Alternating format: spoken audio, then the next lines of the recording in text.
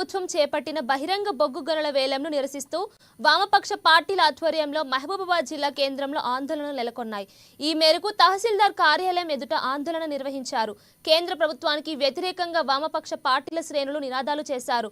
ఇక కేంద్ర ప్రభుత్వం బొగ్గు గనులను బహిరంగ వేలం పేరిట ప్రైవేట్ కార్పొరేట్ సంస్థలకు కట్టబెట్టాలని చూస్తుందని సిపిఐ జిల్లా కార్యదర్శి విజయ్ సారథి ఆరోపించారు.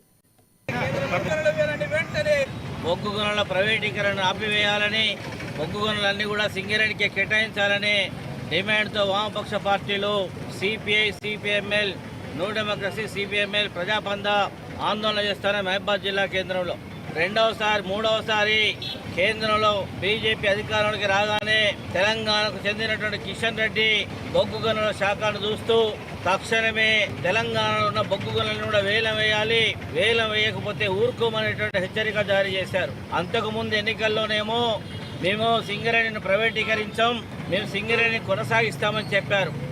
దీని అర్థం సింగరేణిలో ఉన్నటువంటి ఇప్పుడున్నటువంటి బొగ్గు గనులు ఇంకొక 15 ఏళ్ళ తర్వాతనో అవి నడవని పరిస్థితికి వస్తాయి. అప్పటికి దానిలో నిక్షేపాలు అయిపోతాయి.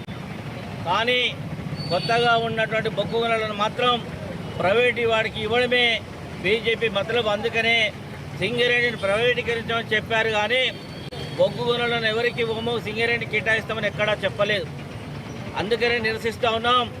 గతంలోనే బీఆర్ఎస్ ప్రభుత్వ హయాంలో బీజేపీ చేసిన నిర్ణయం బొగ్గు గనుల ప్రైవేటీకరణ ఆపివేయాలని, బొగ్గు గనులన్నీ కూడా సింగరేణికి కేటాయించాలని డిమాండ్తో వామపక్ష పార్టీలు